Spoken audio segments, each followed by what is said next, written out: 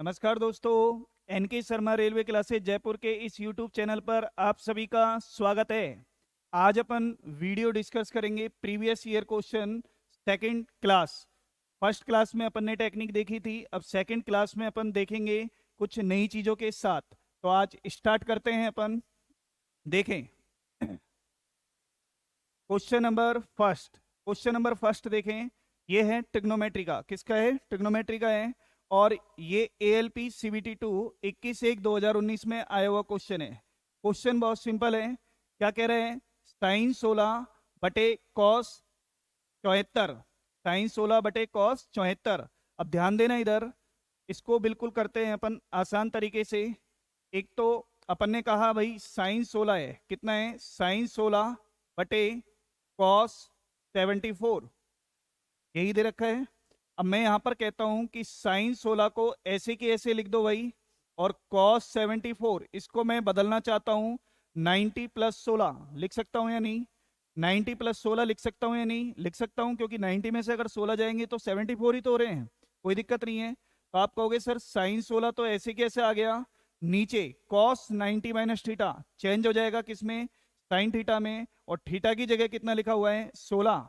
तो साइन 16 से sign 16 cancel out हो जाएगा, तो आंसर कितना आएगा? 1। और एक इसकी मैं आपको डायरेक्ट टेक्निक बताता हूं। डायरेक्ट टेक्निक क्या है? देखो, साइन 16 बटे कॉस 74। अगर साइन और कॉस में इस तरीके से है और इनका दोनों का सम 90 हो रहा है, तो आंसर हमेशा क्या होगा? 1 होगा। आंसर हमेशा क्या होगा? 1 होगा। क्लियर है दोस्तों? आगे बढ़े, देखें question number next.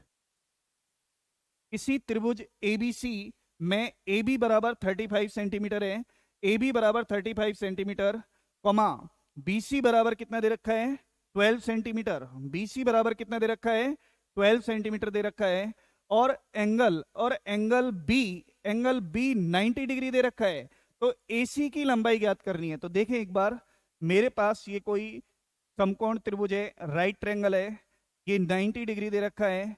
ABC, B मेरा रखना इसकी मजबूरी है, क्योंकि साफ साफ दे रखा है सवाल में, angle B is the 90 degree. Clear? अब बात आती है अपने पास AB कितना दे रखा है? 35। AB कितना दे रखा है? 35। BC दे रखा है कितना? 12।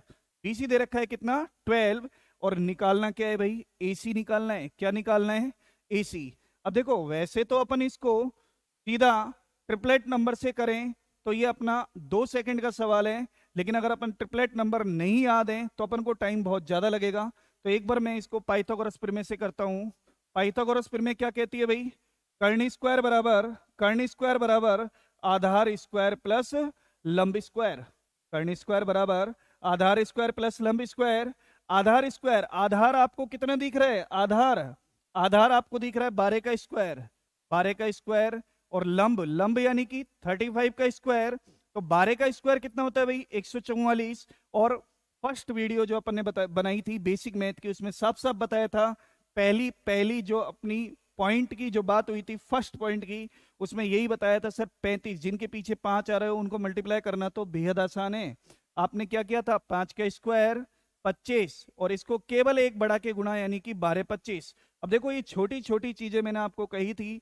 कैलकुलेशन पार्ट आपका इतना मजबूत हो जाना चाहिए कि आप क्वेश्चन में ज्यादा, सॉरी पेपर में ज्यादा से ज्यादा क्वेश्चन करके आ सके। क्लियर है? अब देखो, यहां पर आप इनको ऐड करेंगे तो 5 और 4 9 हो गए, 2 और 4 6 हो गए, और 2 और 1 3, और एक ये। तो कर्ण स्क्वायर बराबर ये है, तो कर्ण की वैल्यू कितनी हो जाएगी भाई? Under root of 1369। और यहां पर ये आप जानते हो ये किसका होता है? 37 का। अब ये तो प्रोसेस हो गया पूरा, अगर अपन को ट्रिपलेट नंबर याद नहीं है। लेकिन ट्रिपलेट नंबर याद होता तो ये 2 सेकंड का क्वेश्चन है। कुछ ट्रिपलेट नंबर मैं आपके सामने लिख रहा हूं।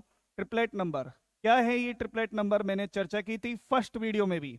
फर्स्ट वीडियो जब अपन ने बढ़ाई थी इसकी प्रीवियस ईयर के क्वेश्चंस की, तो अपन ने तब भी ट्रिपलेट नंबर के बारे में बात की थी। चलो अब फिर से एक बार मैं बताता हूं।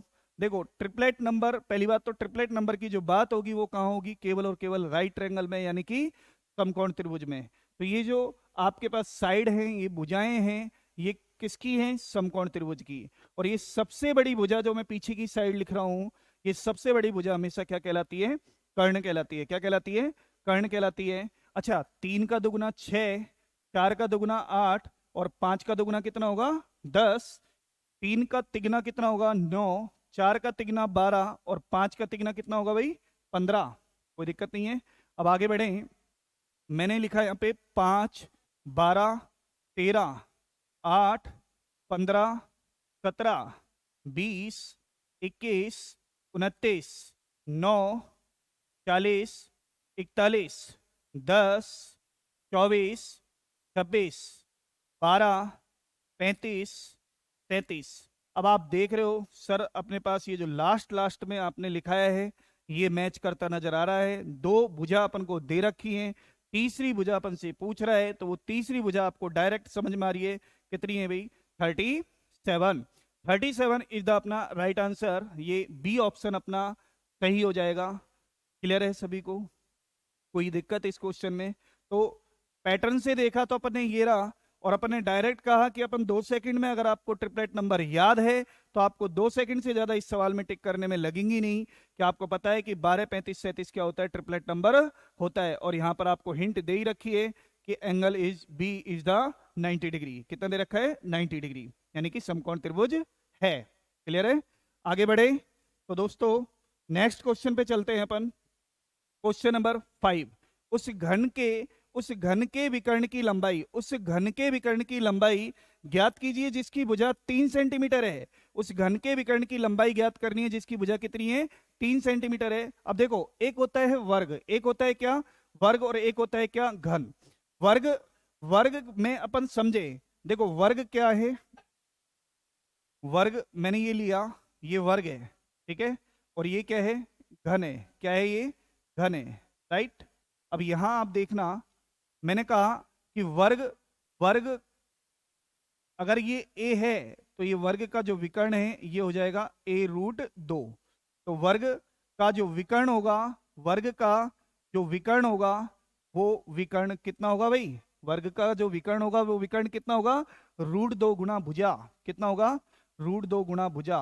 और घन में सिर्फ इतना सा फर्क है कि घन का जो विकर्ण होगा, घन का जो विकर्ण होगा वो कितना होगा? √3 इंटू भुजा। यानी कि भुजा का कितने गुना होता है? √3 गुना होता है। क्लियर? अब साफ साफ दे रखा है कि भुजा कितनी दे रखी है? बोलो 3। तो आप कहोगे सर √3 गुणा 3। अब 3 को अपन को आगे लिखना होता है 3√3। इस तरीके से आपको ये ऑप्शन में मिलेगा। 3√3 सी इज द राइट आंसर। 3√3 अपना क्या हो जाएगा? आंसर हो जाएगा। कोई डाउट इसमें? क्लियर है सभी को? आगे बढ़े, देखे नेक्स्ट क्वेश्चन। देखो क्वेश्चन नंबर 6। क्वेश्चन नंबर 6 देखो, ये 6 थोड़ा सा अच्छा क्वेश्चन है। ये भी ALP CBT 2 में आया हुआ क्वेश्चन है, 21/1/2019 में आया है। अब ध्यान देना इसमें, क्या क्वेश्चन थोड़ा सा अच्छा है तो थोड़ा सा ध्यान देंगे। देखो 12 सेंटीमीटर व्यास, सबसे पहली बात तो है यहां पर जो दे रखा है वो दे रखा है क्या? व्यास। क्या नहीं है? त्रिज्या नहीं है। क्या दे रखा है? व्यास। 12 सेंटीमीटर व्यास वाले एक ठोस गोले को पिघलाया जाता है। पिघलाने की जब भी बात आएगी तो आपको ये समझ में आना चाहिए, हमेशा क्या निकलेगा? आयतन निकलेगा। क्या निकलेगा भाई? आयतन निकलेगा। और 3 गोले बनाए जाते हैं। यदि 2 गोले के व्यास, यहां पर भी अपन को क्या दे रखे हैं? व्यास ही दे रखे हैं। तो तीसरे गोले का पृष्ठीय क्षेत्रफल बताना है अपन को, आयतन नहीं बताना, पृष्ठीय क्षेत्रफल बताना है। ठीक है, तो सबसे पहला काम तो यही है कि आपको क्या पता होना चाहिए? कि गोले का आयतन पता होना चाहिए। क्या पता होना चाहिए? गोले का आयतन। क्या होता है गोले का आयतन? 4/3 पाई आर। अब देखो आर, यहां पर अगर ये 12 सेंटीमीटर है तो आर कितनी हो जाएगी भाई? 6 हो जाएगी। और फॉर्मूला होता है 4/3 pi r cube, 4/3 pi r cube. ठीक है, अब 4/3 तो मैं यहां पर भी कॉमन ले लेता हूं। अब देखो आर यहां पर आप देखोगे ये 6 सेंटीमीटर अगर व्यास है, डायमीटर है, तो त्रिज्या कितनी हो जाएगी भाई? 3 हो जाएगी। कितनी हो जाएगी? 3 हो जाएगी। और यहां पर डायमीटर यानी कि व्यास 10 सेंटीमीटर है, तो ये त्रिज्या यानी कि रेडियस कितनी हो जाएगी? 5 हो जाएगी। कितनी हो जाएगी भाई? 5 हो जाएगी। कोई दिक्कत इसमें? अब अपन देख रहे हैं 4/3 pi r cube, 4/3 pi r cube, इसका तो कोई रोल है ही नहीं, ये कट जाएगा। और यहाँ पर आर क्यू यानी कि तीसरी और अपन भुजा यहाँ पर लिख दी जो अपन को फाइंड आउट करनी है। अब देखो 6 का क्यूब कितना होता है भाई 216, 3 का क्यूब, 3 का क्यूब कितना होगा भाई 27, 5 का क्यूब कितना होगा भाई 125, और आर क्यूब अपन ने ऐसे के ऐसे लिख दिया, कोई दिक्कत नहीं है। अब देखो 216, 216 और इन दोनों को जोड़ के इधर लाएंगे तो माइनस का हो जाएगा। तो यहाँ देखो 7 5 12 का 2 का हांसी लगी 1, 2 और 2 4 और 1 5 और ये 1, तो ये हो गया 216, 216 माइनस 152 बराबर क्या आ गया आर क्यू, बराबर क्या आ गया आर क्यू। तो 6 में से 2 गए तो कितना आएगा भाई 4 आएगा, और यहाँ 11 में से 5 गए तो 6 आएगा, और एक एक ये खत्म, तो 64 बराबर आर क्यू है। तो यहां से आर बराबर कितना नजर आ रहा है भाई 4 नजर आ रहा है, कितना नजर आ रहा है 4। ये तो हुआ आर का काम, लेकिन अपन को चाहिए क्या उस पर ध्यान देना है, पृष्ठीय क्षेत्रफल चाहिए उस तीसरे गोले का। तो तीसरे गोले का पृष्ठीय क्षेत्रफल चाहिए, तो पृष्ठीय क्षेत्रफल होता क्या है 4 पाई आर स्क्वायर, क्या होता है भाई 4 पाई आर स्क्वायर। और नजर नजर इतनी रखनी है अपन को ऑप्शंस पे कि पाई की वैल्यू नहीं रखनी है, क्योंकि आंसर जो दे रखे हैं वो सारे किस में दे रखे हैं पाई में दे रखे हैं। तो आप कहोगे सर 4 पाई को तो छेड़ो ही मत, ऐसे कैसे लिख दो, और आर जितना भी आया है उसका स्क्वायर लगा दो, तो ये हो जाएगा 4 गुणा पाई गुणा 16, और 16 चौके होता है 64, और 64 पाई अपना क्या हो जाएगा राइट आंसर हो जाएगा, यानी कि डी यानी कि दे इज द राइट आंसर। कोई दिक्कत इसमें, क्लियर है सभी को ये बात। तो सबसे पहले अपन ने जो काम किया वो काम क्या किया, पहले अपन को पिघलाया जाता है, उससे देखा तो अपन ने क्या देखा आयतन निकलेगा। आयतन जब अपन ने यहां पर निकाला, यानी कि यहां से अपन को मिली क्या तीसरी रेडियस, यानी तीसरे गोले की अपन को रेडियस मिल गई। उस तीसरे गोले का अपन को निकालना क्या था, निकालना क्या था पृष्ठीय क्षेत्रफल। तो पृष्ठीय क्षेत्रफल का अपन को फॉर्मूला पता होना चाहिए, क्या होता है 4 पाई आर स्क्वायर। तो अपन इसको लिख सकते हैं यहां पर, ये क्या है गोले का पृष्ठीय पृष्ठीय क्षेत्रफल, गोले का पृष्ठीय क्षेत्रफल। और ये क्या है, ये फॉर्मूला किसका है गोले का क्या है भाई बोलो आयतन, गोले का क्या है ये आयतन यानी कि वॉल्यूम, राइट। क्लियर है बात, आगे बढ़े, ठीक है। नेक्स्ट अगले क्वेश्चन पर चलते हैं, क्वेश्चन नंबर 7। देखें सिंपल क्वेश्चन है ये, तो ये भी ALP CBT2 में आया हुआ क्वेश्चन है, ध्यान देना इधर। जब किसी संख्या के 3 गुने में से 16 घटाया जाता है तो परिणाम 8 प्राप्त होता है। परिणाम कितना मिल जाता है भाई 8 मिल जाता है। तो देखें एक बार, जब किसी संख्या, मैं उस संख्या को x ही मान लेता हूं, मैं उस संख्या को क्या मान लेता हूं x ही मान लेता हूं, और उसके 3 गुने में से 16 घटाया जाता है, 16 घटाया जाता है, तो परिणाम कितना प्राप्त होता है 8 प्राप्त होता है। परिणाम कितना प्राप्त होता है 8 प्राप्त होता है। तो आप कितनी सिंपल समीकरण है, तो 3x बराबर 16 उधर जाएगा, तो 8 प्लस 16 बोलो कितना हो जाएगा 24 हो जाएगा, और x बराबर 24/3 यानी कितना आ जाएगा 8 आ जाएगा, कितना आ जाएगा 8।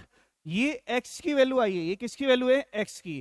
तो ये कह रहा है कि मूल संख्या का घन यानी कि 8 का क्यूब कितना होता है, ये सभी बच्चों को याद होने चाहिए। अच्छा देखो, अगर आप मैथ की रियल में तैयारी कर रहे हो ना, तो आपको 25 तक टेबल का याद होना जरूरी है, जिसको अपन पहाड़े कहते हैं, ठीक है। 25 तक टेबल चाहिए ही चाहिए। और वर्ग यानी कि स्क्वायर, वर्ग की बात करें तो 11 से 35 तक वर्ग आपको ऑल टाइम याद होने चाहिए। और घन की अगर बात करें तो घन आपको 1 के घन से लेकर 15 तक घन आपको ऑल टाइम याद होने चाहिए। ज्यादा याद करने की जरूरत नहीं है, ज्यादा में फिर दिमाग ही लगाना है अपन को, कैसे बनते हैं बनाना मैं बताऊंगा आपको। और ज्यादा याद करने के चक्कर में आप इतने भी याद नहीं कर पाते हो। बहुत बहुत बोलते हैं कि भैया 60 तक कर लो, इनको वर्गों को 60 तक करना है, इनको 35 तक करना है, नहीं बिल्कुल नहीं। आप इतने भी याद करोगे, उसके बाद आपको बनाने की टेक्निक आपको आनी चाहिए, किस तरीके से अपन इनको बनाते हैं, तब आपको ये लर्न हो जाएंगे। उसके बाद आप सीख जाओगे कि किस तरीके से अपन इन पे काम करना कर सकते हैं, ठीक है, राइट है ये बात। अब देखें आगे बढ़े, तो ये क्लियर है सभी को, क्लियर है। तो भाई देखें नेक्स्ट क्वेश्चन, देखें अगला क्वेश्चन है अपना क्वेश्चन नंबर 8। क्वेश्चन नंबर 8, समीकरण 3x² समीकरण 3x² प्लस 8x प्लस 5 बराबर 0 के शून्यांक हैं, यानी कि काल्पनिक है, वास्तविक या काल्पनिक है। तो ये चीजें कैसे पता लगेगी? देखो आपको मैं 3 कंडीशन सिखाता हूं। 3 कंडीशन है। एक तो है फर्स्ट कंडीशन है, देखें फर्स्ट कंडीशन क्या है भाई, इधर ध्यान दो। एक कंडीशन है b² माइनस 4ac बराबर 0। एक होती है b² minus 4ac greater than 0। एक होती है b² minus 4ac less than 0। ये 3 कंडीशन है। अब सर ये 3 कंडीशन है तो सही, लेकिन ये होगा तब क्या होगा, ये होगा तब क्या होगा, और ये होगा तब क्या होगा? तो देखें b² माइनस 4ac होगा तो यहां पर मूल जो होंगे वो वास्तविक तो होंगे ही होंगे, और वास्तविक के साथ साथ क्या होंगे, वे समान होंगे। क्या होंगे? समान होंगे। क्लियर है? और यहां पर b² minus 4ac is greater than 0 की बात होगी, तो यहां पर मूल वास्तविक तो अभी भी होंगे, मूल वास्तविक होंगे, लेकिन वह क्या होंगे, असमान होंगे। क्या होंगे? असमान होंगे। और यहां पर b² माइनस 4ac की वैल्यू 0 से ही कम हो जाए, इसका मतलब नेगेटिव आ जाए, और नेगेटिव आ जाए तो इसका मतलब क्या होगा भाई, नेगेटिव आ जाए तो यानी अंडर रूट के अंदर आती है तो अपन उसको आयोटा वाली बोलते हैं, जो अपन को ज्यादा ध्यान नहीं देना है। अपन को सिर्फ इतना ध्यान देना है कि यहाँ पर मूल जो होंगे वो क्या होंगे, काल्पनिक होंगे। क्या होंगे भाई? मूल जो होंगे वो क्या होंगे, काल्पनिक होंगे। मूल कैसे होंगे? काल्पनिक होंगे। अब यहां ध्यान देना, अपन को ये b² यहां पर ये जो होता है ये होता है a, यानी कि x² का जो भी गुणांक होता है उसको बोलते हैं a, और x का जो गुणांक होता है उसे बोलते हैं b, और अचर राशि जो भी होती है उसे बोलते हैं c। ठीक है? क्योंकि ये समीकरण होती है, स्टैंडर्ड समीकरण होती है ax² plus bx plus c बराबर 0। इसको बोलते हैं क्वाड्रेटिक इक्वेशन, यानी कि द्विघात समीकरण। क्लियर है? अब यहां पर आप देखो सर b² माइनस 4ac का मान रखते हैं और देखते हैं क्या निकल के आता है, यानी b यानी कि 8 का स्क्वायर माइनस 4a कितना है 3, a कितना है 3, और c कितना है भाई 5। कितना है 5। 8 का स्क्वायर कितना हो गया 64, माइनस 4 तिया 12 पंजे 60, तो आप कहोगे सर 4 आ रहा है जो कि क्या है 0 से बड़ा है, जो कि क्या है 0 से बड़ा है। तो ऐसी कंडीशन आपको ये नजर आ रही होगी, तो यहां पर आप कहोगे सर मूल वास्तविक तो होंगे, लेकिन क्या होंगे, असमान होंगे। तो वास्तविक और असमान किस में है? Answer is the C, right? C is the right answer. से बोल दो चाहे सी बोल दो, एक ही बात है। क्लियर है आप सभी को? क्लियर है? तो अपन आगे बढ़े तो देखें नेक्स्ट क्वेश्चन पे चलते हैं। Question number 9, question number 9 question देखें। यदि ये भी देखो द्विघात समीकरण की तरह ही दिख रही होगी आपको। यदि 7x² प्लस 4x प्लस 5 बराबर को x माइनस 3 से विभाजित किया जाता है तो शेष के रूप में क्या प्राप्त होगा? देखो x माइनस 3 से विभाजित कर रहा है, यानी x माइनस 3 से अगर ये विभाजित है, x माइनस 3 से अगर ये विभाजित है तो इसका मतलब x माइनस 3 बराबर 0 होगा। तो x बराबर क्या आ गया 3, यानी x की वैल्यू इसमें डाल दो, 3 वैल्यू डाल दो, तब आपको आंसर मिल जाएगा कि क्या होगा। तो देखो 7 x की जगह 3 लिखना है प्लस 4 x की जगह 3 लिखना है प्लस 5, कितना 5, तो 7 3 का स्क्वायर कितना होगा 9, 3 का स्क्वायर कितना होगा 9, और 4 इंटू 3 कितना हो जाएगा 12 प्लस 5, 9 7 कितने होते हैं 63, 63, और 12 और 5 कितने हो जाएंगे भाई 17। तो ये टोटल आ जाएगा अपने पास 80 इज द बे, यानी बे अपना राइट आंसर है। कोई दिक्कत इसमें? सिंपल है बिल्कुल। क्वाड्रेटिक इक्वेशन के बारे में आपको जानकारी होनी चाहिए। क्वाड्रेटिक इक्वेशन पे आपके क्वेश्चन आता ही आता है एग्जाम में, तो आपको ये ध्यान रखना है कि एग्जाम में क्वेश्चन किस किस जगह से निकलते हैं। अगर आपको ये थोड़ा सा मोटा मोटा आइडिया हो तो आप आराम से इजी गोइंग क्वेश्चन में मैथ में अच्छा परफॉर्म कर सकते हो। क्लियर है? आगे बढ़े तो देखें, मजा आ रहा होगा। क्लियर है भाई? देखो आगे बढ़ते हैं क्वेश्चन नंबर 10। क्वेश्चन नंबर 10 देखो, क्वेश्चन नंबर 10 में क्या है, ये ट्रिग्नोमेट्री का है। किसका है भाई? ट्रिग्नोमेट्री का है। अब देखो, कॉस एक्स बराबर 5/13, कॉस एक्स बराबर क्या दे रखा है? 5/13। तो कॉट एक्स का मान चाहिए। किसका मान चाहिए? कॉट एक्स का मान चाहिए। अब देखो यहाँ पे कुछ नहीं करना, ध्यान देना इधर। आपको मैंने अभी अभी एक ट्रिपलेट नंबर के बारे में जानकारी दी थी। ये ट्रिपलेट नंबर आपके बार बार काम आएगा, ये आपका पीछा नहीं छोड़ने वाला है। तो इसलिए आप इस ट्रिपलेट नंबर के बारे में मैंने लिखाया था, आपको ध्यान हो तो 5 12 13 बोलो हाँ या ना। लिखाया था 5 12 13 लिखाया था। तो आप देखेंगे सर ये एक तो लाल बटे कक्का नाम की भी कोई चीज अपन ने पढ़ी है जब अपन 8th में और 9th क्लास में पढ़ते थे, तो ये चीज अपने सामने आई होगी। क्लियर है? अब आप कहोगे सर कॉस की बात हो रही है तो ये आधार है और ये क्या है? कर्ण है। बोलो हाँ या ना। जब ये आधार है, ये आधार है और ये कर्ण है, तो ये भाई 12, ये 12 ट्रिपलेट नंबर से 5 12 13 हुआ कि नहीं हुआ? क्लियर है? 5 12 13 ये हो गया। तो यहां तक जब बात समझ में आ गई तो कॉटेक्स को निकालना बिल्कुल आसान है। ये होता है लंब बटे आधार। क्या होता है भाई? 10 होता है। और इसका जस्ट अपोजिट कर दूं तो आधार बटे लंब, आधार बटे लंब क्या हो जाता है? कॉटेक्स हो जाएगा। हो जाएगा नहीं हो जाएगा? तो आधार कितना दिख रहा है? 5 दिख रहे हैं। और लंब कितना दिख रहा है? 12 दिख रहा है। तो 5/12 दे इज द राइट आंसर। कोई दिक्कत इसमें? दे क्या हो जाएगा अपना? राइट आंसर हो जाएगा। तो यहां ये बहुत आसान था। ट्रिपलेट नंबर के बारे में आपको मैं बार बार बोल रहा हूं, ट्रिपलेट नंबरों को बिल्कुल याद कर लो, क्योंकि ट्रिपलेट नंबर अपने बहुत काम की चीज रहेगी। क्लियर है भाई? आगे बढ़े। देखें क्वेश्चन आसान है। अगर ज्यादातर मोटा तौर पे देखें तो अभी एक आध क्वेश्चन ही बढ़िया क्वेश्चन आया है, बाकी सिंपल सिंपल क्वेश्चन आते हैं। और देखो किसी भी एग्जाम की बात करोगे ना, तो किसी भी एग्जाम में 80% मॉडरेट, बिल्कुल मॉडरेट जो बच्चा 60% पढ़ाई भी करता है, 70% पढ़ाई भी करता है, तो वो आराम से उनको लगा सके, 70 to 80% क्वेश्चन को आराम से कर सके। लेकिन 20 to 30 क्वेश्चन जो आएंगे भैया वो तो लेवल के ही आते हैं, जिससे कि क्या है कि एक अच्छे बच्चे के ही वो अप्रोच में हो। ठीक है? तो दो चार क्वेश्चन तो बढ़िया मिलेंगे ही मिलेंगे, सभी सेट्स में मिलेंगे। ठीक है? तो इसलिए आपको बिल्कुल धैर्य से तैयारी करनी है।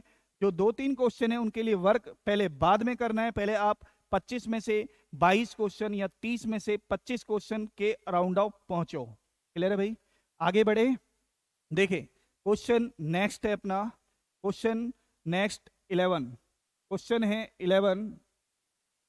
देखो 2 का स्क्वायर, ये भी देखो अच्छा थोड़ा सा सोचने वाला क्वेश्चन है, अच्छा क्वेश्चन है, ध्यान देना इधर। ये क्वेश्चन नंबर 11, 2 का स्क्वायर और 9 के स्क्वायर के बीच, 2 का स्क्वायर और 9 के स्क्वायर के बीच कितनी अभाज्य संख्या होंगी? सबसे पहली बात होती है ये अभाज्य संख्या क्या है। ठीक है? अभाज्य संख्या के बारे में नहीं पता तो ये क्वेश्चन के बारे में सोचना भी छोड़ देना। क्लियर? अभाज्य संख्या होती है वे संख्याएं जिनमें जिनमें केवल खुद का, जिनमें केवल खुद का और एक, खुद का और एक का ही भाग जाए, इसके अलावा किसी संख्या का भाग नहीं जाए, और कम से कम यानी कि 2 फैक्टर हो, केवल और केवल कितने फैक्टर हो? 2 फैक्टर हो, वो संख्या क्या कहलाती है? अभाज्य संख्या कहलाती है। सपोज, अच्छा अब यहां पर एक कंट्रोवर्सी है कि बच्चे डाउट में रहते हैं, सर अभाज्य संख्या 1 से स्टार्ट होगी या 2 से होगी या 0 से होगी? एक न तो अभाज्य है और न ही भाज्य है। ठीक है? जो अपन क्लास में डिटेल से पढ़ेंगे नंबर सिस्टम, जब मैं आपको यह भी बताऊंगा कि एक न तो भाज्य है और न अभाज्य है, तो बुकों में लिखा रहता है, लेकिन क्यों ये अभाज्य नहीं है और क्यों ये भाज्य नहीं है, क्यों ये अभाज्य नहीं है और क्यों ये भाज्य नहीं है, तो एक के बारे में डिस्कस अपन लंबा डिस्कस करेंगे।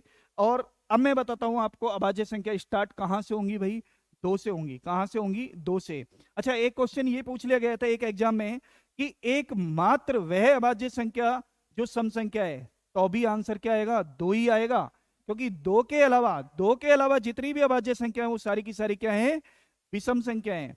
विषम संख्या है, केवल एक ही इवन नंबर है वो है 2, उसके अलावा जितनी भी संख्या है वो क्या है? सारी ऑड संख्या है। जैसे देखो 2 3 5 7 11 13 17 19 23 इस तरीके से अपनी अभाज्य संख्या चलती है। अब यहां आप देखें, मैं आपको एक चीज समझाऊंगा छोटी सी, जिससे 2-3 क्वेश्चन डिस्कस होंगे यहाँ पे, थोड़ा सा डिटेल से लूंगा इस क्वेश्चन को। देखो समझना, मैं ये कह रहा हूं कि 1 से 1 से 100 तक, 1 से 100 तक कितनी अभाज्य संख्या होती है? कितनी अभाज्य संख्या होती है?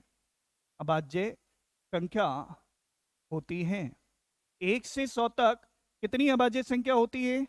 1 से 100 तक भाई मात्र जो अभाज्य संख्या होती है वो होती है कितनी? 25। कितनी होती है? 25। ठीक है, कितनी होती है भाई? 25। इसको थोड़ा सा ठीक से लिख लेते हैं, 25। क्लियर है? अब यहां 1 से नहीं दिया, लेकिन यहां दिया है 2 का स्क्वायर कितना होता है बोलो? 4। और 9 का स्क्वायर कितना होता है? 81। और उसके भी बीच में, उसके भी बीच में, यानी कि 4 और 81 को अपन को नहीं लेना है। तो अब ये बताओ मुझे, इससे पहले कितनी संख्या रह गई? 2 और 3। कितनी रह गई भाई? 2 और 3। और इसके बाद कितनी रह गई? 83, 89 और 97। ये 3 संख्या रह गई। 3 और 2 5 संख्या रह गई। यानी कि 25 में से आप 5 संख्याओं को हटा दोगे तो टोटल ये इनके बीच में जो संख्या होंगी वो कितनी होंगी? 20 अभाज्य संख्या होंगी। कितनी होंगी भाई? 20। A is the right answer. Clear है? सभी को समझ में आ गया होगा। मैंने यहाँ पे 2-3 बात बताई थी। अभाज्य संख्या किसे कहते हैं? अभाज्य संख्या कहाँ से स्टार्ट होती है? एकमात्र वह अभाज्य संख्या जो क्या है? सम संख्या है। वो कितनी है? 2 है। एक ने तो भाज्य है और नहीं अभाज्य है। ठीक है, और 2 के अलावा जितनी भी अभाज्य संख्या है वो सारी की सारी क्या है? विषम संख्या है। सारी की सारी क्या है? विषम संख्या है। और 1 से 100 तक, 1 से 100 तक कितनी अभाज्य संख्या होंगी? 25। 1 से 100 तक कितनी अभाज्य संख्या होंगी? 25। अच्छा, 1 से 50 तक कितनी होगी? कोई बताएगा? 1 से 50 तक होंगी कितनी? 15। कितनी होंगी भाई? 15। और एक क्वेश्चन और बोल रहा हूं, 1 से 25 तक की अभाज्य संख्याओं का योग क्या होगा? 1 से 25 तक की अभाज्य संख्याओं का योग क्या होगा? तो योग होता है वो 100 होता है। यानी कि ये क्वेश्चन बदल गया। 1 से 25 तक जितनी भी अभाज्य संख्या है वो लिखो, उनका क्या करना है? टोटल। मैं क्या पूछना चाह रहा हूं? टोटल योग क्या होगा? तो योग होगा उनका 100। ठीक है, तो आप लिखना चाहते हो तो ये भी लिख सकते हो। 1 से 25 तक की अभाज्य अभाज्य संख्याओं, 1 से 25 तक की अभाज्य संख्याओं का का योग कितना होगा? का योग कितना होगा? तो भाई कितना होगा? 1 से 25 तक की अभाज्य संख्याओं का योग जो होगा वो पूरा पूरा कितना होगा? 100 होगा। कितना होगा भाई? 100 होगा। Is that clear? सभी को ये बात मेरी समझ में आई? आगे बढ़े। ठीक है, देखो नेक्स्ट क्वेश्चन पे चलते हैं अपन। अगला क्वेश्चन देखो, क्वेश्चन है 12। ये है टाइम एंड वर्क का। किसका है? टाइम एंड वर्क का। ए और बी किसी कार्य को 12 दिन में कर सकते हैं। ए और बी किसी कार्य को कितने दिन में कर सकते हैं? 12 दिनों में कर सकते हैं। बी और सी उसी कार्य को 15 दिन में कर सकते हैं। जबकि ए और सी उसी कार्य को 36 दिनों में कर सकते हैं। तो तीनों मिलकर उस कार्य को कितने दिनों में पूर्ण कर लेंगे? तो यहां पर थोड़े से ऑप्शन देखकर बच्चा घबरा जाता है कि यार ये पॉइंटों में आ रहा है, बनेगा कि नहीं बनेगा ये क्वेश्चन। मैं कह रहा हूं बहुत आसान है। ठीक है, चलते हैं अपन इसको सॉल्व करने की तरफ। देखो ध्यान देना इधर। मैं ये कह रहा हूं आपसे कि ए और बी किसी कार्य को 12 दिन में, ए और बी किसी कार्य को कितने दिन में? 12 दिन में। ए और बी किसी कार्य को कितने दिन में भाई? 12 दिन में। कोई दिक्कत इसमें? बी और सी उसी कार्य को, बी और सी उसी कार्य को कितने दिन में करते हैं भाई? 15 दिन में। जबकि ए और सी उसी कार्य को, ए और सी उसी कार्य को कितने दिन में करते हैं? 36 दिन में। कितने दिन में करते हैं भाई? 36 दिन में। अब देखो यहां थोड़ी सी संख्या बड़ी बड़ी है, लेकिन मैंने आपको एक डायरेक्ट टेक्निक बता रखी है।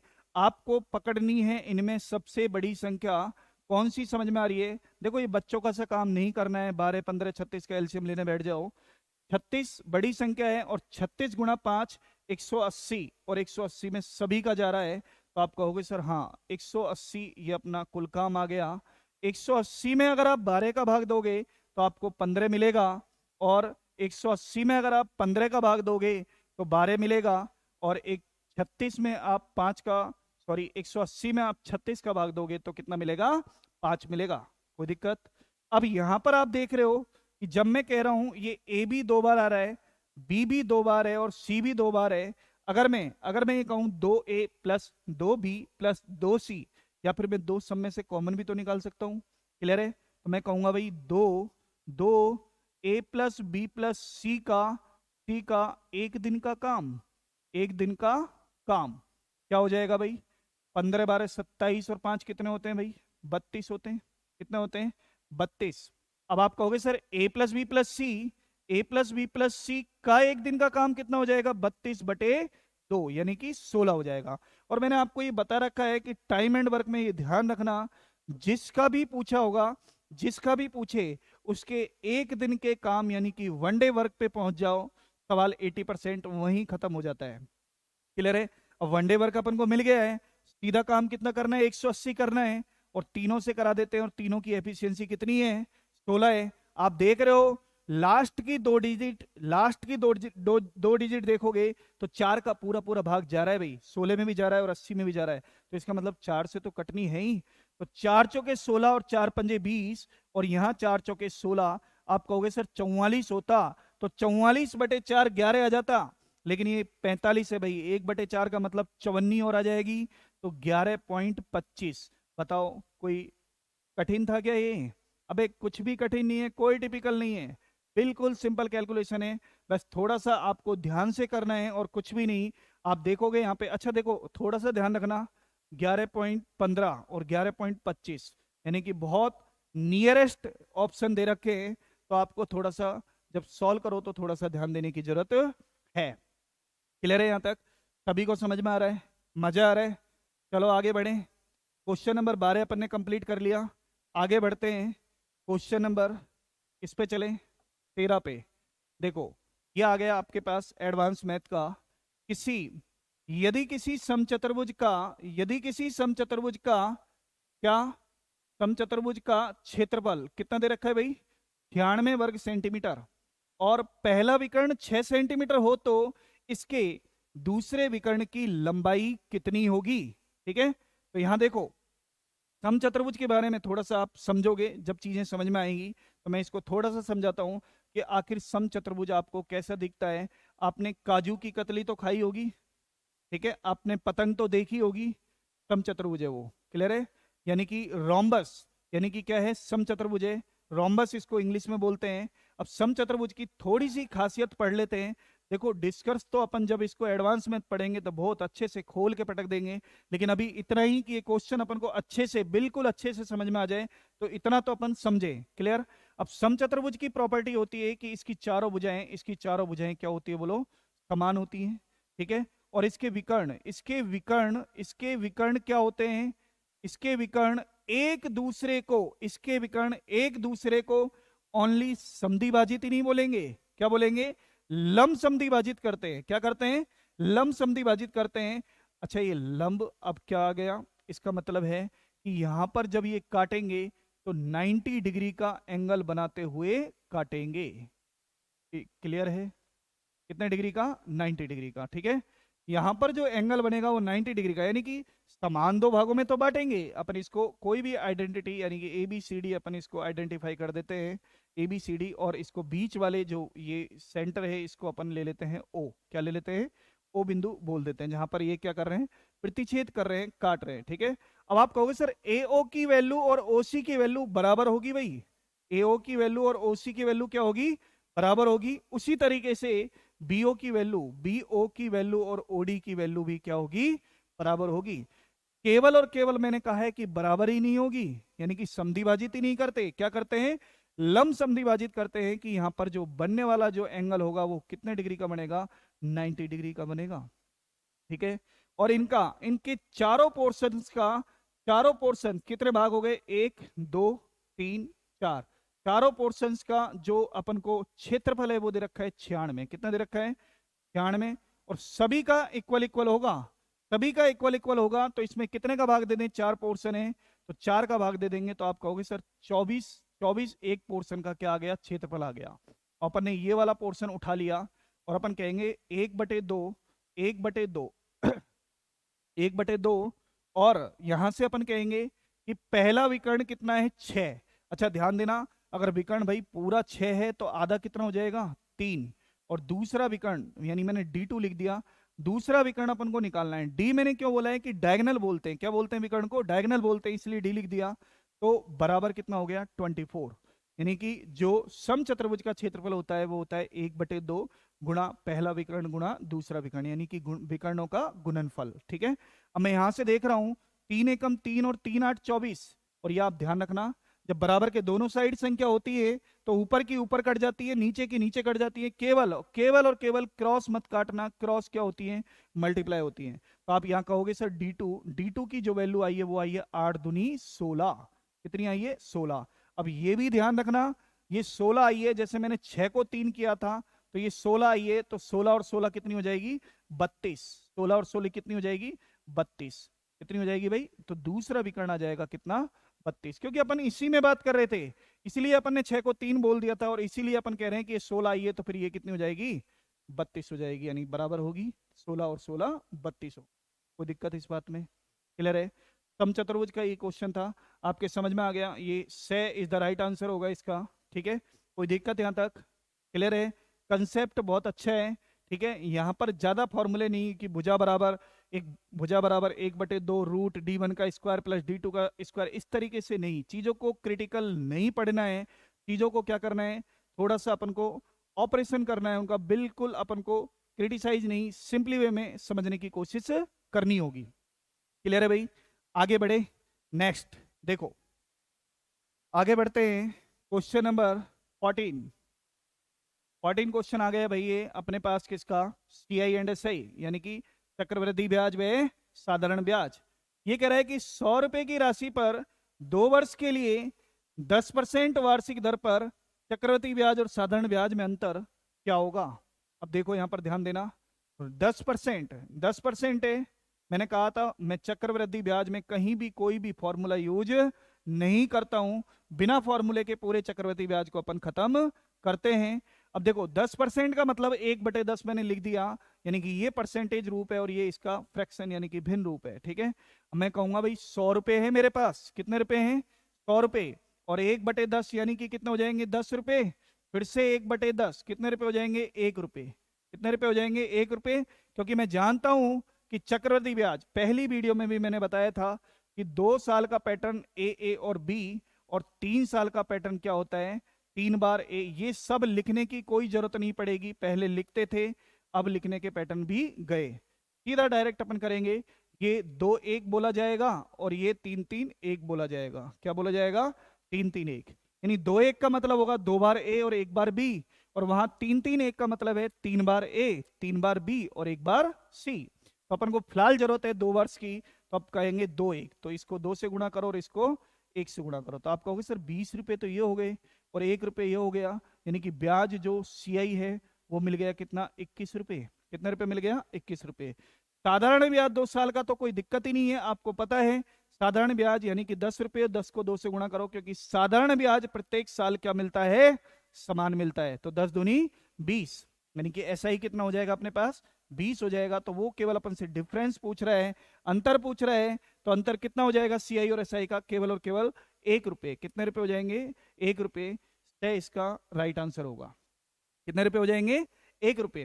कोई दिक्कत इसमें, क्वेश्चन नंबर 14 कंप्लीट हो गया, आगे बढ़े, देखो क्वेश्चन नंबर 15, क्वेश्चन नंबर 15 आगे बढ़ते हैं, दो संख्याओं का एलसीएम, ये आ गया HCF एलसीएम से, दो संख्याओं का एलसीएम है 48, कितना है 48, उनका अनुपात 2:3 है, उनका अनुपात कितना है भाई 2:3 है, तो संख्याओं का योग ज्ञात कीजिए। सिंपल है बिल्कुल, आप तो ये बताओ मुझे कि इनका अनुपात का जो अनुपात का अगर अपन एलसीएम निकालें तो एलसीएम 2 या 6 रुपए नहीं आएंगे क्या भाई, आएंगे या नहीं आएंगे, 2 और 3 का अनुपात का अगर अपन एलसीएम निकालें तो एलसीएम 2:3 का 2 या 6 रुपए आएंगे कि नहीं आएंगे, 6 रुपए ही होगा सर। और 6 की वैल्यू अपन किसके बराबर रख दे 48 के बराबर रख दे, तो 1 की वैल्यू आपको 8 समझ में आ रही है, 1 की वैल्यू कितनी समझ में आ रही है 8, और दोनों का क्या चाहता है योग चाहता है, योग मतलब 2 और 3 कितना होता है 5, और 5 को गुणा जब 8 से करोगे तो 8 पंजे कितना हो जाएगा 40, कितना हो जाएगा 40। ठीक है, अगर अलग अलग पूछता तो 8 दूनी 16, 8 दूनी 16 और 8 तिया 24, ये संख्याएं होती, और इन संख्याओं का टोटल पूछा है, तो 16 और 24 कितने हो जाएंगे बोलो? 40 हो जाएंगे। कितने हो जाएंगे? 40। B is the right answer. ठीक है, क्लियर है बात सभी को? तो बिल्कुल सिंपल क्वेश्चन था, कोई दिक्कत नहीं थी इसमें। क्वेश्चन नंबर 15 अपन कंप्लीट कर चुके हैं। क्वेश्चन 16 अगला, नेक्स्ट देखें। क्वेश्चन नंबर 16 ये है अपने पास नंबर सिस्टम से। अच्छा क्वेश्चन है ये, बढ़िया क्वेश्चन है। ये भी CBT 2 में आया हुआ है, 21/1/2019 में CBT 2, ठीक है, ALP में। अब ध्यान देना इधर, यहां कह रहा है कि जब 5 की पावर कितनी हो? 501। 5 की पावर वही कितनी हो? 501 हो, को 126 से विभाजित किया जाता है, तो शेष फल के रूप में क्या प्राप्त होगा, ये इसको बताना है। अच्छा देखो, एक चीज होती है यहाँ पर, जब अपन डेप्थ में पढ़ेंगे तो बहुत शानदार चीज बताऊंगा कि एक ज्यादा एक कम, उस तरह का कंसेप्ट है। तो देखो एक बार समझने की कोशिश करना। मैं इस संख्या को, ये 126 है, और ये 5 को देखते ही मेरे बात एक दिमाग में क्लिक करती है कि 125 के पास पहुंचानी है, कैसे भी पहुंचे। ये किसके पास पहुंचानी है? 125 के पास। ठीक है, तो आप कहोगे सर 5 की पावर 501 है। 5 की पावर कितनी है? 501 है। इसको आप कहोगे सर पांतिया, यानी 3 से आप डिवाइड करो। 3 एकम 3, 2 तिचिंग 18, 2 3 7 21। मैं 126 का आप भाग देना चाहते हो। मैं कितने का भाग देना चाहते हो? 126 का भाग देना चाहते हो। तो आप कहोगे सर ये 5 की पावर 3 यानी कि 125, 125 की पावर 167 में 126 का भाग देना है, तो आपको शेषफल बताना है। अब सीधी सीधी टेक्निक में बताता हूं, गोल्डन रूल में बताता हूं कि जब भी हम एक ज्यादा का भाग दें, जब भी हम एक ज्यादा का भाग दें, तो हमें केवल ये देखना है कि घात सम है या विषम। अगर घात सम है तो आंसर 1 है, और अगर घात विषम है तो अपना आधार ही आंसर होगा। आधार में कितना लिख रहा है भाई? 125 लिख रहा है। कितना लिख रहा है? 125 लिख रहा है। देखो इस बात को इतनी बड़ी संख्या से नहीं समझ पा रहे हो, तो मैं इसका थोड़ा सा ऑपरेशन करना चाहता हूं। छोटी संख्या से देखना, समझना। मैंने कहा 2 की पावर 5 में 2 की पावर 5 में 3 का भाग लगाने पर, 2 की पावर 5 में 3 का भाग लगाने पर, तो आप देख रहे हो सर एक ही तो ज्यादा है। एक ही ज्यादा है कि नहीं है? तो आप कहोगे सर 2 और 3 एक ज्यादा है, तो 2 गुणा 2 गुणा 2, ये कितनी बार लिखोगे भाई? 5 बार लिखोगे। तो आप कहोगे 2 दूनी 4 दूनी 8 दूनी 16 दूनी 32, और 32 में आप अगर भाग 3 का देना चाहते हो, तो सर यहां पर जो रिमाइंडर जो आएगा, वो शेषफल जो आएगा, वो कितना आएगा? केवल और केवल 2 आएगा। कितना आएगा भाई? 2 आएगा। अब यहां साफ साफ दिख रहा है 2 आएगा, यानी कि कहने का मतलब ये है, जब भी एक ज्यादा का भाग दो और घात विषम हो, घात क्या हो? विषम हो, इवन हो, तो अपना शेषफल आधार ही होगा, यानी कि बेस ही होगा। क्लियर है बात? तो ये छोटी संख्याओं में अपन समझ सकते हैं चीजों को, और बड़ी संख्या अपन को एग्जाम में मिलेंगी, उसमें अप्लाई अपन कर सकते हैं। क्लियर है? जब भी हम एक ज्यादा का भाग देते हैं तो घात विषम हो तो आधार आंसर आएगा, और सम हो तो एक आंसर आएगा। अच्छा, एक कम हो तो ऐसी कंडीशन पे ना तो एक कम हो तो ना तो अपन सम देखते हैं ना विषम देखते हैं, आंसर हमेशा 1 आएगा। आंसर हमेशा क्या आएगा? 1 आएगा। वो डिस्कस करेंगे अपन जब अपन नंबर सिस्टम को पूरी तरीके से पढ़ रहे होंगे। क्लियर है? आगे बढ़े, देखो क्वेश्चन नेक्स्ट। क्वेश्चन देखो अगला क्वेश्चन है अपने पास 17। ये है टाइम एंड वर्क का। किसका है? टाइम एंड वर्क का। 20 महिलाएं एक कार्य को 15 दिनों में पूरा कर सकती हैं। 20 महिलाएं एक कार्य को 15 दिनों में पूरा कर सकती हैं। 16 पुरुष उसी कार्य को 15 दिनों में 16 पुरुष उसी कार्य को 15 दिनों में पूरा कर सकते हैं। तो एक पुरुष और एक महिला की कार्य कुशलता, यानी कि एफिशिएंसी पूछ रहा है, क्षमता पूछ रहा है, एक पुरुष और एक महिला की। ठीक है, तो मैं कहूंगा भाई 20 महिलाएं किसी काम को 15 दिन में कर सकती हैं। आया ना? फिर उसके बाद कह रहा है कि 16 पुरुष उसी काम को 15 दिनों में कर सकते हैं।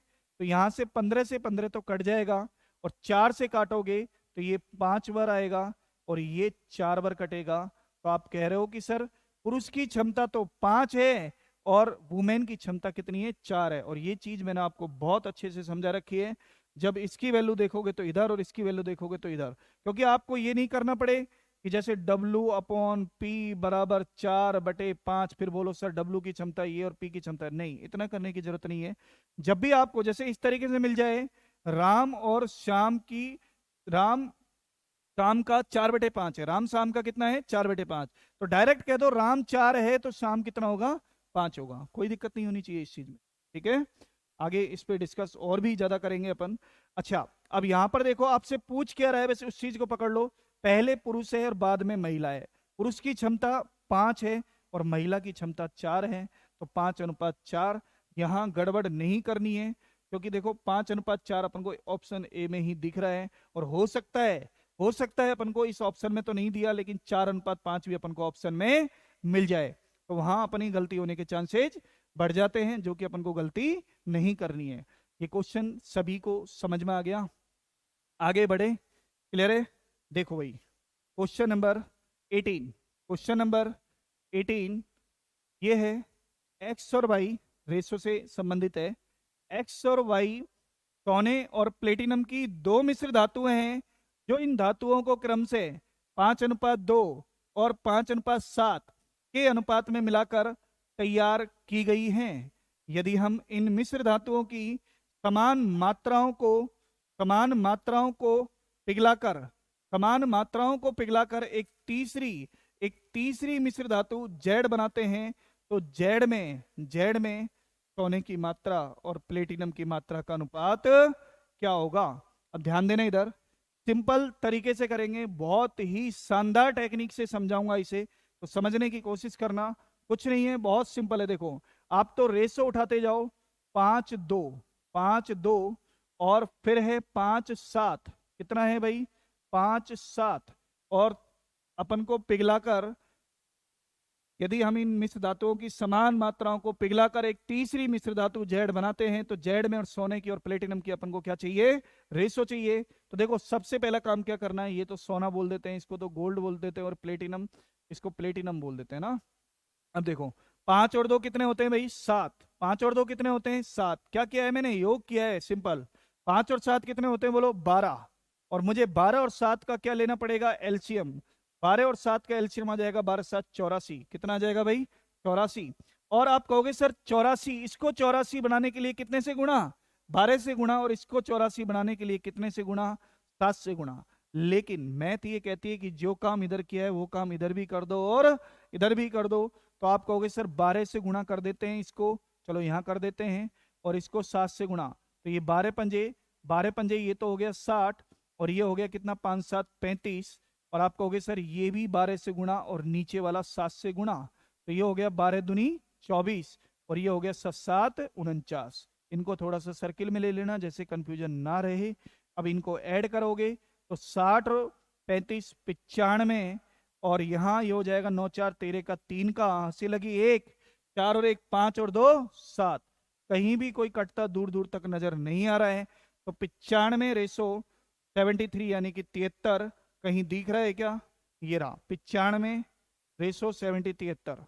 ठीक है, अब देखो 95 रेशो 73 है, और यहां पर 73 रेशो 95 है। तो ध्यान रखना, थोड़ी सी गलती वलती होने का चांसेस थोड़े से ज्यादा रहते हैं ऐसे क्वेश्चन में, जब आपको इस तरीके से पलट के दोनों रेशो दे देता है। तो क्लियर है बात, बहुत आसान है। ठीक है, आगे बढ़े, क्वेश्चन नंबर 18 हो चुका, 19 की तरफ चलते हैं। अब क्वेश्चन नंबर 19 क्या कहता है, देखो ये सिंप्लीफिकेशन का सिंपल क्वेश्चन है, लेकिन इसमें क्वेश्चन में अगर पढ़ने में ध्यान नहीं देता है स्टूडेंट, तो भाई साहब इस क्वेश्चन में बहुत ज्यादा टाइम खर्च कर देता है। क्यों, क्या खास बात है इसमें, देखो पढ़ना आपको इतना ही है जितना वो कहे, ज्यादा पढ़ने की जरूरत नहीं है इस क्वेश्चन को।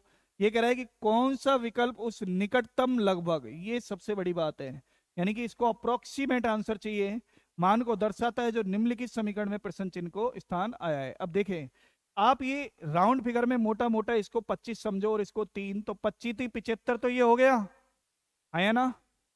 इसको मोटा मोटा 1 रुपए समझो और ये 4 रुपए, 4 में से 1 गया तो 3 रुपए, तो 78 के आसपास कोई संख्या दिख रही है क्या आपको? 78 के आसपास संख्या सी दिख रही है और उससे काफी दूर है, तो कोई लेना देना नहीं है, अपन को पूरा सॉल्व करने की कोई जरूरत नहीं है। तो आप केवल अप्रोक्सीमेशन अप्रोक्सीमेशन वाले क्वेश्चंस, ये आपके एक दो क्वेश्चन पूछता ही पूछता है। तो यहाँ पर केवल छात्र की ये चीज चेक की जाती है कि उसका क्वेश्चन को पढ़ने पे कॉन्सेंट्रेट लेवल कितना है, राइट। कई स्टूडेंट क्या है, सीधा सॉल्व करना स्टार्ट कर देते हैं और ऊपर की दी गई लाइनों पर कोई नजर नहीं जाती है, और जब लाइनों को नजर नहीं जाएगी तो भैया इसमें बहुत ज्यादा टाइम लग जाता है। क्लियर है बात? आगे बढ़े। क्वेश्चन नंबर 19 कंप्लीट है। क्वेश्चन नंबर 20 क्वेश्चन क्या कहता है, देखो, एक वर्ष पूर्व, किसका है ये, एज, आयु, एक वर्ष पूर्व साकेत और तिलक दो जने हैं, एक तो है साकेत है और एक कौन है भाई, तिलक। साकेत और तिलक ये दो जने हैं, इनके अनुपात क्रम से हैं 5:6 हैं। ये एक साल पहले की बात है, ठीक है। फिर कह रहा है कि 4 साल बाद इनके अनुपात हो जाते हैं 6:7। देखो बिल्कुल सिंपल है, इसमें तो कुछ करना ही नहीं है। आप कह रहे हो सर यहाँ भी एक का अंतर, यहाँ भी एक का अंतर, और 6 में से 5 गया तो 1, और 7 में से 6 गया तो 1। अच्छा, ये और ये वैल्यू में अंतर कितने साल का आ गया, 4 का तो ये आ गया, और 1 साल पहले का है। देखो वर्तमान से 4 और 1 साल पहले, तो 4 और 1 कितने हो गए भाई, 5 साल हो गए। यानी कि 1 की वैल्यू 5 के बराबर, तो अपन को किसकी वैल्यू चाहिए, साकेत की चाहिए। किसकी चाहिए, साकेत की। यानी कि 5 की वैल्यू कितनी हो जाएगी, 5/1 × 5, ये हो गई 25 साल। अब ध्यान देना, इधर यहां गलती करते हैं स्टूडेंट, 25 को आंसर लगा जाते हैं। ये 25 आया है कब की, 1 साल पहले की, लेकिन आज चाहिए, वर्तमान में चाहिए, तो 1 साल बढ़ाएंगे, कितना हो जाएगा बोलो, 26 साल। कितना हो जाएगा, 26 साल आंसर हो जाएगा। क्वेश्चन का आंसर है डी, द। क्लियर है भाई? यहां तक कोई दिक्कत, किसी को किसी भी प्रकार की दिक्कत हो, ठीक है। तो अप्रोच ध्यान तो रखनी ही रखनी है, साथ में क्वेश्चन पे थोड़ा सा फोकस अच्छे से रखना है, क्वेश्चन को ढंग से पढ़ना है, रीड आउट करने में आपकी कोई भी कमी नहीं रहनी चाहिए, क्योंकि क्वेश्चन को पढ़ने के चक्कर में ही बच्चे 100 में से कम गलत पढ़ लेते हैं, उसकी वजह से ही 2 से 3 क्वेश्चन गलत के शिकार हो जाते हैं, ठीक है। और वो आए हुए क्वेश्चन जब गलत होते हैं ना भाई, तो बहुत दर्द होता है। क्लियर है? जब ये दर्द आपको तब पता लगेगा जब आप कोई भी एग्जाम में कट ऑफ 75 गई हो और आपके क्वेश्चन यानी कि आपके जो मार्क्स हैं 74 रह जाएंगे, उस दिन आपको पता लगेगा इन चीजों का कि कितने मायने ये रखती है, ठीक है। तो ये चीजें कैसे कैसे रिमूव हो सकती हैं कि क्वेश्चन को राइट पढ़ें, सर ये तो बात समझ में आ रही है कि राइट पढ़ें, लेकिन पढ़े कैसे, कैसे ये रिमूव होंगी, कैसे कमियां दूर होंगी? तो उसका एक ही तरीका है, प्रैक्टिस। केवल क्या है, प्रैक्टिस। यानी कि सेट्स, जितने ज्यादा सेट्स लगा सकते हो, जितने ज्यादा आए हुए क्वेश्चन पे वर्क कर सकते हो, उतना ज्यादा वेल एंड गुड होगा, ठीक है। तो आए हुए क्वेश्चंस पे आप काम करें, उसमें आपको पता लगेगा चीजें कहाँ नहीं लिख रहा है, कहाँ हाँ लिख रहा है, कहाँ क्या लिख रहा है, उस पर इंडिकेट करके चले। या नहीं पूछ रहा है तो नहीं छांटना है, हाँ नहीं देखना, और हाँ पूछ रहा है तो हाँ के हिसाब से चलना है, ठीक है। तो आपको ये फोकस रखना होगा, राइट। अगले क्वेश्चन पे चलते हैं भाई। Question number 21। क्वेश्चन नंबर 21 में फिर से एक ये क्या आ गई, द्विघात समीकरण। अब ये क्वेश्चन थोड़ा सा अच्छा है, थोड़ा सा ध्यान देना, यहाँ पे भी मिस्टेक कर जाते हैं बच्चे। ये कह रहे थे गुरुजी गलत तो ना है समीकरण, ये गलत नहीं है भाई। ax² + bx + c वो स्टैंडर्ड समीकरण होती है, वो स्टैंडर्ड होती है द्विघात समीकरण इक्वेशन जो होती है वो। लेकिन ये इक्वेशन इसने दे रखी है, ये कोई जरूरी नहीं है कि ax² + bx + c ही अपन को दे। तो यहां ध्यान देना है, अपन ये कहेंगे कि ax² + bx + c = 0। तो देखो b² - 4ac, b की जगह आप देखो यहां a की जगह तो a ही है, b की जगह यहां 1 है, और c की जगह यहां पर क्या है, b। बस इनको मानों को जमा दो, b की जगह आप लिखोगे 1, 4, ठीक है। 4 के मूल बराबर बराबर दे रखा है, इसलिए मैंने बराबर 0 लगा दी।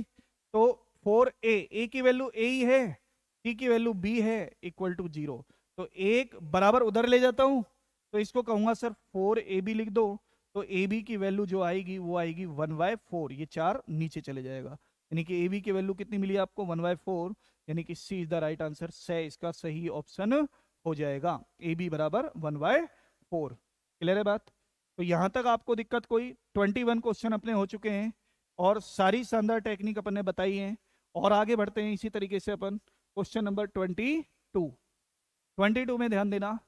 श्रीनिवास ने अभी हाल ही में अपने से 4 वर्ष छोटी लड़की से शादी की। थोड़ा सा अच्छा क्वेश्चन है, हल्का सा लैंग्वेज में घुमाने की कोशिश कर रहा है, लेकिन क्वेश्चन सिंपल है। 5 वर्ष बाद उनकी औसत आयु, 5 साल बाद, 5 साल बाद क्या कहता है भाई, उनकी औसत आयु, यहां ध्यान देना, 5 साल बाद उनकी औसत आयु 33 वर्ष होगी। अच्छा, 5 साल बाद की बात करो तुम तो पहले, 5 साल बाद 33 अगर उनकी औसत आयु होगी तो 33 × 2, 33 × 2 कितनी हो जाएगी भाई, 66 हो जाएगी 5 साल बाद। अब मैं ही कहता हूं कि मेरी शादी आज से 5 साल बाद मैं और मेरी मिसेज 66 यानी कि 66 साल के हो जाते हैं, तो आज आज हम यानी कि 5-5 साल ऊपर बढ़े, जब भी तो 66 के हुए 5 साल बाद, तो 5-5 दोनों डाउन होंगे कि नहीं होंगे, यानी कि मैं 10 अगर डाउन कर देता हूं तो ये कितना होंगे बोलो, 56 होंगे आज की डेट में। आज की डेट में अगर इनकी अपन मैं कहूं तो ये 56 अपन को दे रखी है। अब वो कह रहा है, वो ये कह रहा है कि श्रीनिवास ने अभी हाल ही में अपने से 4 वर्ष छोटी, यानी कि अगर उसकी उम्र एक्स है और उसकी वाइफ की उम्र 4 वर्ष छोटी है, तो इन दोनों का टोटल आपके सामने लिख रहा है आज का कितना है, 56 है। तो एक्स और एक्स 2x और ये 4 उधर जाएगा तो 56 और 4 कितना हो जाएगा भाई, 60 हो जाएगा। और x की वैल्यू यहां से आपको 30 मिल जाएगी।